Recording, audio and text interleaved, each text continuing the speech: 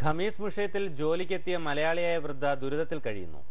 അൽ ബിഷരി ഹോസ്പിറ്റലിൽ ശുചീകരണ തൊഴിലാളിയായ കൊല്ലം പുനലൂർ സ്വദേശി ശ്യാമളകുമാരിയാണ് അപകടകരമായ ആരോഗ്യനിലയിൽ ഉള്ളത്.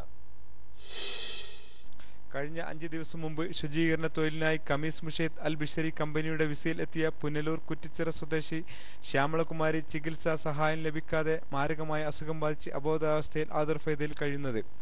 കടുത്ത നെഞ്ചുവേദനയും ചുമയും കൈകാലുകൾക്ക് നീരും ബാധിച്ച് അവശയായ സ്ത്രീയെ ചികിത്സിക്കാൻ കമ്പനി അധികൃതർ വിസമ്മതിച്ചതിനെ തുടർന്ന് സഹപ്രവർത്തകരായ സ്ത്രീകൾ ജോലി ചെയ്യുന്ന ആതുർവേദ ഹോസ്പിറ്റലിൽ പ്രവേശിപ്പിച്ചെങ്കിലും അസുഖം മൂർജിച്ച് അബോധാവസ്ഥയിൽ എത്തിയ സ്ത്രീക്ക് വേണ്ട ചികിത്സ നൽകാൻ ഇൻഷുറൻസോ ഇക്കാമയോ ഇല്ലാത്തതുകൊണ്ട് ചികിത്സാ സൗകര്യങ്ങൾ മുടങ്ങി നിൽക്കുമ്പോഴാണ് OSCC പ്രവർത്തകർ എത്തിയത്. OSCC പ്രവർത്തകരുടെ ശക്തമായ ഇടപെടലും സ്വാധീനവും ഉപയോഗിച്ച് വെൽഫെയർ കമ്മിറ്റി ചെയർമാൻ ഡോക്ടർ വേലുമുരുകന്റെ സഹായത്തോടെ അബഹ അസീർ സെൻട്രൽ ഹോസ്പിറ്റലിൽ പ്രവേശിപ്പിച്ചു. പ്രൈവറ്റ് കമ്പനി തൊഴിലാളികളുടെ ചികിത്സക്കായി ഗവൺമെന്റ് ഹോസ്പിറ്റലുകളിൽ സൗദി ആരോഗ്യവകുപ്പ് ഏർപ്പെടുത്തിയിട്ടുള്ള പേയ്മെന്റ് ട്രീറ്റ്മെന്റ് വിഭാഗം ആവശ്യപ്പെട്ട 10,000 റിയാൽ ഉടൻ അടച്ചുകൊള്ളാമെന്ന് OSCC പ്രസിഡന്റ് അഷ്റഫ് കുറ്റിച്ചൽ എഴുതിക്കൊടുത്തതിന്റെ അടിസ്ഥാനത്തിലാണ് സ്ത്രീയെ IMCUവിൽ അഡ്മിറ്റ് ചെയ്തത്. മുഹമ്മദ് മോങ്ങം, ജീവൻ ന്യൂസ്, ഖമീസ് മുഷയത്ത്.